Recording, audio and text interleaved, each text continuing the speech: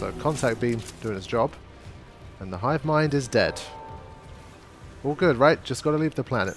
Should be easy. Should be easy. Can we actually pilot a ship, please? It feels like the kind of game that should let you do that. This man's been through enough. He deserves to pilot a spaceship.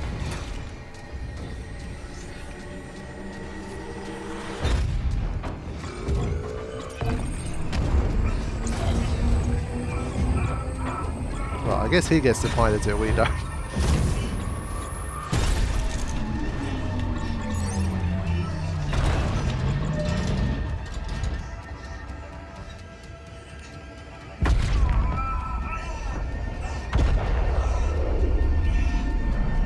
If there were any dinosaurs there, they're going to be extinct now.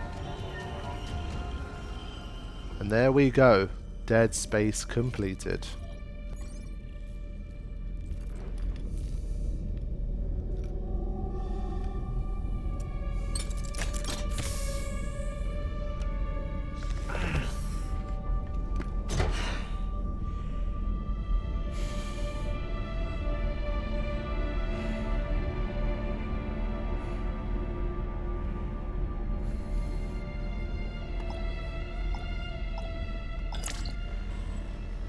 Isaac, it's me. Oh, I wish I could talk to you. I'm sorry.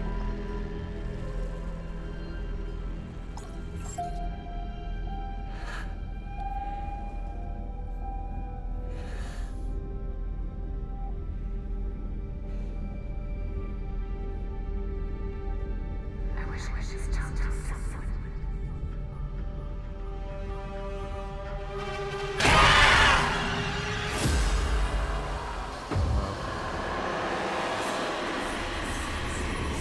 She literally ended with that. Wow, that's the first time the game gave us such a jump scare of that type. Interesting. I'm not going to say anything yet. I'm going to give it a fast forward here. I feel like there's got to be something at the end. It ended so abruptly. So we get up to plus times 16. This, I think, is very smart, by the way. I always talk about credits. People who watch these playthroughs all the way to the end, they know that I often have something to say about the credits. Like, on the one hand, they're way too long, like they're egregiously long sometimes. But on the other hand, I really do believe that every person who's contributed in even a small way to these games deserves to have their name on there. It means a lot to them. Me being one of those people that never had the opportunity, even though I did contribute to a game in the past, I know how that feels. And so I always think everyone should be honoured, no matter how small their role was in the overall project, because it's not that hard to just type in an extra name. But I think expecting the player to care enough to literally sit through half an hour, look at every single name and acknowledge that, that's obviously not very realistic. So giving this kind of hybrid option, I think, is very fair, where if, let's say, maybe you're an industry person, maybe you know some of these people, maybe like a family, a friend, a loved one is in the credits and you want to see it, then yeah, that's cool. But if you kind of just want to go through it, I think you should be able to kind of skip through, because you can sure as hell bet that most people who worked on this, unless they're sort of, you know, they work on so many different games, or like they're kind of freelancers that work on 50 different games a year, then maybe they don't care. But a lot of people in this list are going to want to see themselves here. So I do like the way they've done this. I think this is smart. So don't force the player to sit through half an hour of credits, but still have, hopefully, everyone that should be in these credits is actually in there. So I think that's pretty cool. But I just want to make sure there's nothing. I feel like it's one of these games where there's got to be some post-credits here. Because there is a Dead Space 2 and a Dead Space 3. So there's got to be something that maybe sets up a Dead Space 2. And then we will get to basically the review of the game. Okay. Nice. So I assume now we get like a new game plus kind of situation. Yeah, that's cool. I like that. It is the kind of game that can be enjoyed again, I think, especially if you have a bit more like powerful stuff from the get-go. I think that's nice.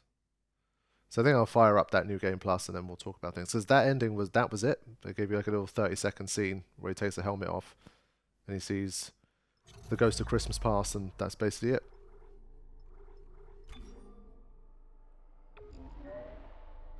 Starting a new game plus will carry over weapons, items, credits, and upgrades from your completed playthrough.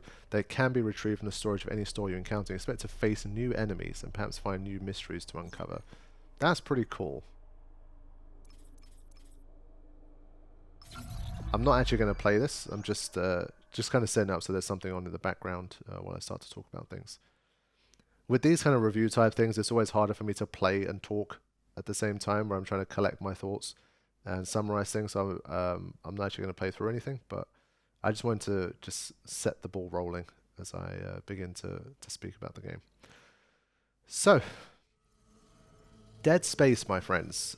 A game I had been wanting to play for maybe 15 years or so, and I'm very glad I played it. It's a very good game. I would say, I think overall, it's not quite like a lot of people say this is like a fantastic game. It's like one of the absolute best in its genre. It's in that sort of like, again, Metacritic score out of 100 score, it's in like the 90 to 95 range. It's one of the absolute kind of best. Do I feel like that way about it? I would say no. I don't think it's that high for me. It's in the very good category for sure, but it's not in like the kind of masterpiece or like one of the best of its kind of thing. So I wouldn't go that far, but I would say that it was a really good game, and I'm definitely glad I played it because it had been a long time in the making. So let me begin with what I liked about the game. First of all, the space theme is something that, pardon the pun, I tend to gravitate to. And so combining this sort of genre with space, in general, that's already a winner for me. So that's something I definitely enjoyed. I think the two things that stand out probably the most for me is the gameplay and like the visual, the art direction and style of this game. I said it from the get-go. I think especially this sort of the remake and being able to get a little bit of that kind of RTX, the nice reflections and the nicer looking lighting and visuals and stuff. The atmosphere of this game and the look of the interior of these ships and stuff is really, really cool, and I thought it was really impressive in that regard. So I thought the visuals were very nice, and the atmosphere was great. Like for the type of game that they tried to create, the atmospheres were intense, and I just generally enjoyed it a lot. The gameplay I thought was really fun. It had some things that I was familiar with, of course, from my gaming experiences up until now, and it did cross over with a lot of games I played before. But I still believe that overall, like Dead Space had a unique enough take on like gunplay and like the whole like the telekinesis and that kind of stuff that I know more from like maybe Bioshock type thing. It kind of meshed it all together in a nice way and added some of its own twists. And the weapon variety was very nice.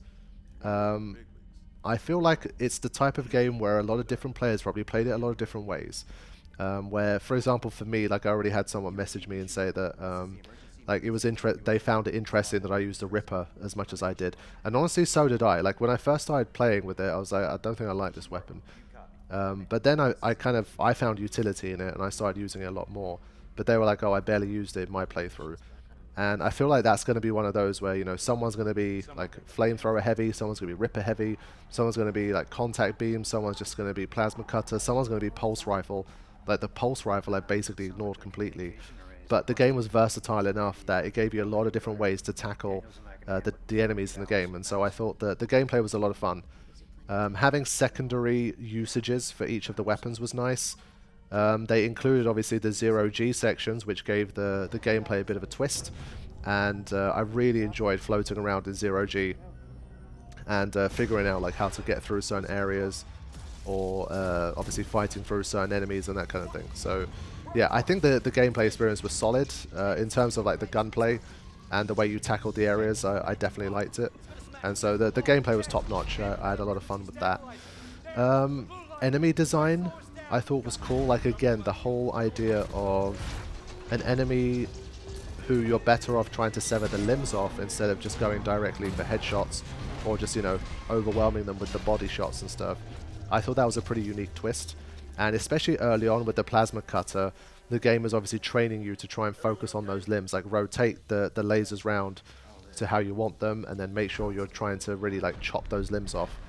And they try to do that. Obviously later on as you go, it's like, well, with the flamethrower, you're not going to cut off any limbs. With the Ripper, it felt to me like, yes, of course, you know, if you can aim it at the limbs, it's fine. But the default way that it's used, it seems to be quite like body heavy. It's quite hard to get around to limbs. But as you guys saw, it's still very effective. Force gun also, it has a big blast radius, so you're not really gonna blast out too much stuff. You're not gonna really target limbs too specifically, I think, with that. And so yeah, like I think later on it didn't matter, but I think early on, kind of setting it up that way, I thought was pretty nice. And so yeah, I thought that aspect of the gameplay was definitely cool. The enemy variety I thought was nice. I don't think it was like amazing. I thought it was good. I would have liked to have seen a few different ones, a few more different ones, I think. Maybe somehow even like some kind of animals that got infected by this. Like, you know, for example, when you're playing Resident Evil, you're used to fighting zombies a lot, like humanoid zombies, but then the dogs come into the mix and things get very interesting. In this game, I felt like they maybe could have tried to find a way to literally have some more alien-esque life forms. But they kept it very humanoid, and even though like some of them, yes, didn't have legs and they were slithering, and like the little shits had like the tentacle thing, I would say there was enough variety for me for it to not be a complaint or a criticism. But would I have ideally loved to have seen just a little bit more to really push it towards that like really like masterpiece level? I think for me personally, yeah, I would have liked to have seen slightly more in the enemy variety. But what we did get, and the way that they kind of upgraded through the game, with like getting like more armor, that kind of stuff, I thought was pretty nice. So yeah, definitely enjoyed the enemies and the different ways you had to take them out as well. It was definitely a lot of fun. So visuals were excellent, gameplay was very good / excellent. I would say that the story and the presentation of it was definitely also one of the good things. There was enough intrigue there to keep me invested, and I did want to read like the logs and what was going on, and you know who these people are. What is the deal with, like, you know, the Church of Unitology and the Ishimura? What happened there? Then the marker comes into the mix. You've got these kind of enigmatic characters, these doctors and these Unitology members. Obviously, what's the deal with Nicole? And so there was just so much mystery in the game that I did find it interesting, and obviously it suits the genre pretty well too. And so in general, I would say that the story was pretty nice. Kept us on our toes. We really didn't know who to believe or who to trust. And given that you're kind of in deep space and in the middle of literally nowhere, the fact that within your own mind you're also kind of a bit lost, you don't know what's going on, you don't know who to trust, you don't know who to believe, you don't know what to believe. I think meshing those two things together, both internally and externally, I think was a strong point of the game, and it was definitely nice. So I did enjoy that. I think the horror level of the game was also pretty nice. I mean, they did tell me that this is more scary than Resident Evil. I would say it is, yeah, I would say it is more scary than Resident Evil, but not by a factor that's that significant for me, personally. It's more disturbing. Like, one of the most disturbing, like, the kind of the audio log, where, oh, I forgot his name, the guy who basically had to cut off his own limbs before he killed himself, or as he killed himself, I guess. That was one of the most messed up, like, things. It wasn't flat out scary, but it was just so disturbing to listen to, that like I was like, whoa, okay, like, that's pretty wild. Obviously, like some of the kind of more intense scenes, the jump scares, there's more psychological like things in this game. Obviously, the madness that people suffer, like the officers that killed themselves, all of that kind of stuff. In that sense, as an overall package, it's definitely scarier than Resident Evil, that still feels a bit more kind of popcorn action than obviously something like this. So. And so it's at a level that I would definitely recommend to a lot of people. Like if you're at a level where you can play Resident Evil, then I think you'd be totally fine playing this game too, provided that you're okay with some of the more intense stuff. Like I say, like the people that have to kill themselves and that kind of stuff, that can be very disturbing or difficult to watch. And obviously I get that. But in terms of like a flat out kind of scariness thing, I definitely think it's in a good place for what it's trying to do. And so I definitely rate that as well. I would say the sound design was nice for this game. It's not the kind of game where the soundtrack had enough for me to mention anything, really. It's one of those games where I don't really notice the soundtrack. That's just me. But the sound design and, like, you know, the general sounds and sometimes the silences, the noises that the enemies make, the whisperings and the murmurings that you hear, the heartbeat thing I thought was great, where you can hear Isaac's heartbeat when it gets more intense. The 0G sections, The sound design, the zero-G sections, running out of oxygen. Like, they had a lot of nice touches with the sound design, so I do give props to the sound design of this game. I thought that was really well done. And so I think off the top of my head, those are generally the things that I liked. And well, to be honest, I also like the length of this game. It's just at that nice sweet spot because you guys know, if you've been watching me for years, you hear me complaining that they just don't make enough games that are in this kind of length anymore. Too many games are just obsessed with having you like either play for 30, 40 hours and try to keep you playing again and again, or they all want to be like Persona, they all want to be like Baldur's Gate, they all want to be Elden Ring, they all want to just keep you playing for over 100 hours.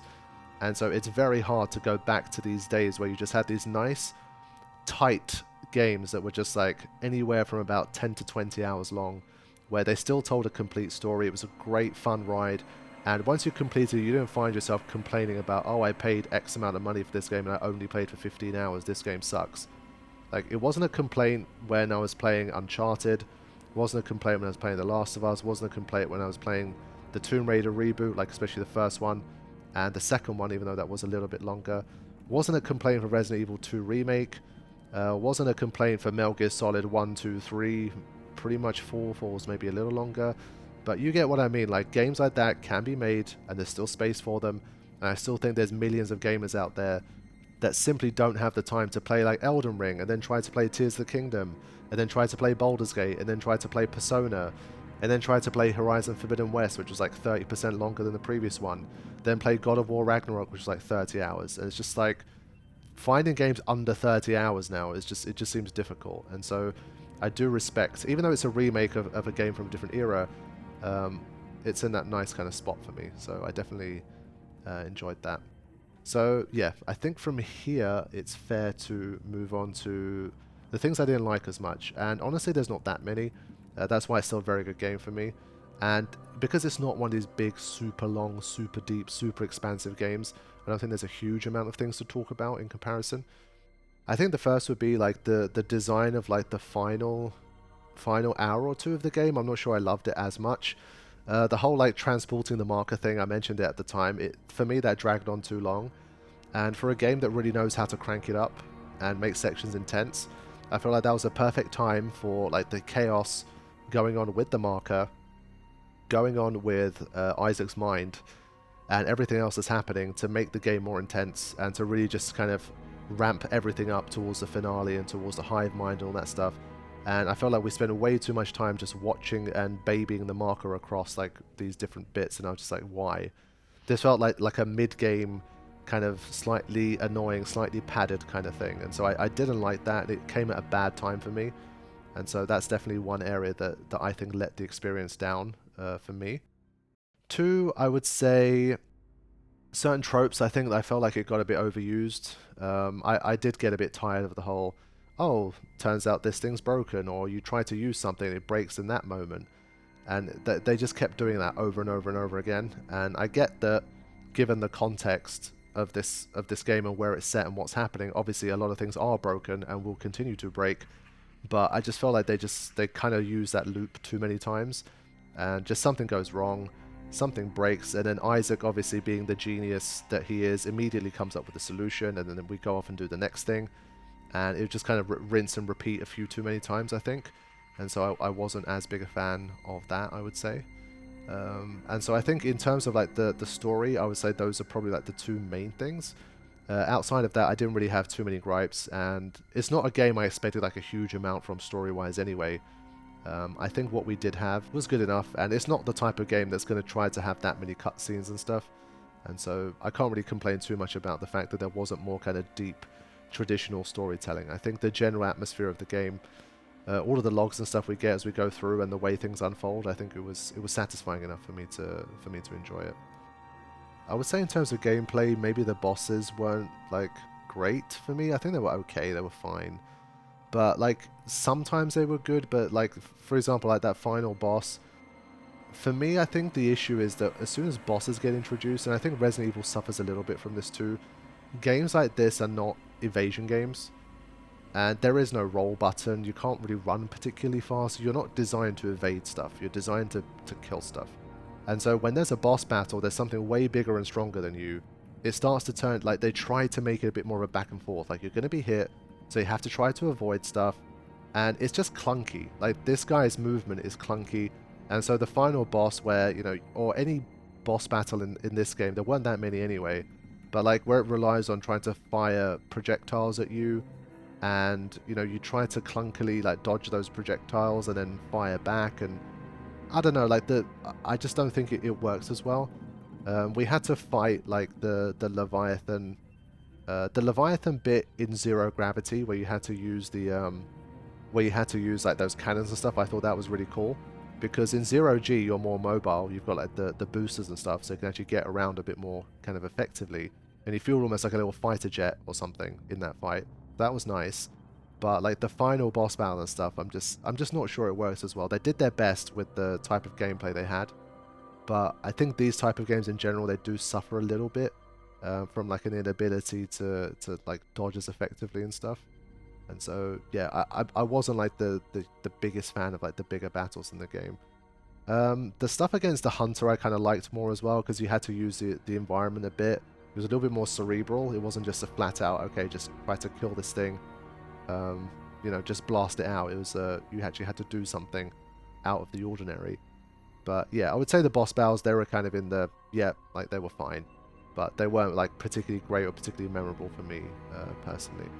So yeah, I think that's another area that I wasn't as huge a fan of. And I think still, just as like a final thing, again, I wouldn't put this like strongly in a criticism pile, but something that again stops it from being in that top tier is still maybe a little bit more, like the one section I found a little bit interesting was when we had those like electrical circuits that we had to complete. It was basically puzzle-like. I felt like there was a little bit more scope in the game for a little bit more variety like that. I thought that was pretty cool. And so overall, maybe a little bit more variety in the gameplay experience outside of the actual like gunplay and how you defeat enemies. I think might have also been something that kind of elevated a little bit more. Obviously, I can't help but compare a little bit to Resident Evil, that does have its puzzles and stuff. And in some of the Resident Evil games, that really adds like an extra dimension to those. And so I don't expect it to be like Resident Evil, but since it showed me in that circuit one where we had to kind of take those bits off the wall, make sure they were the right rotation, and then slot them in the right places, so they could do little things like that. We had the basketball minigame, which was also kind of fun, but I felt like maybe there was like a little bit more that could be done there. I think because the interior of the Ishimura is so kind of Ishimura, and everywhere you go is relatively samey. Like these spaceships, they're probably manufactured by the same types of people, same types of corporations or whatever. There weren't like, after a while, after a few hours of exploring around, things start to feel by and large the same. And so that kind of lack of a little bit of variety sometimes, I think, was still something that kind of restricted it from going to like the highest highs for me. Like, for example, I mentioned numerous times, we've got the Zero Gravity. It's a game called Dead Space, where it's a ship that's basically like stranded in space. I do wish we had a little bit more of deep space feel. Like you could actually kind of have sections where the outside of space felt like more of a part of the experience. So we had it during when we fought the Leviathan outside, and that was a really cool section. But I would have just loved for a little bit more, like just a bit more exposure to that. Like even, I don't know, like the finale where we get to fly away from the planet. I wish that lasted a little bit longer. I wanted to experience deep space a little bit more than the game gave me. And I think that's a bit of a personal thing, because I find it so fascinating. And this game, it had the chance to show it, or for us to experience it a little bit more. Just like some, I don't know, some really epic battle arenas where like the backdrop is just extremely like dark sky with just like stars scattered all over it, and you're just fighting in there and stuff. And I just feel like it didn't quite happen enough for my taste. So I think that kind of stuff is probably the final thing that I'll comment on. But overall, I think it's a solid like 8.5 kind of game. I definitely enjoyed it a lot, and I'm glad I got to play it. And so I think it's time for me to wrap this one up. Thank you to everyone that's been watching. As I've mentioned already, like this series, for some reason, it's been basically a flop. We have to call it what it is. For the place the channel is at right now, like getting 300 and something views an episode it's just a flop. There's no other way to describe it. But for everyone that has watched this far, I appreciate you guys so much. Thank you for going on this journey with me. As I say, it's been kind of old school. It's been old school Dansgoe back when you know, getting a few thousand like views per like episode started to become a bit more of a normal thing that I got used to. It's not sustainable for me to make series that get this few views, unfortunately. Like, for me, from an enjoyment standpoint, I enjoyed doing this more than I enjoyed playing some games that got way more views. But unfortunately, I have to pick and choose because my time is limited, and when you do this for a living, that you can't like spend too much of your time on these types of games.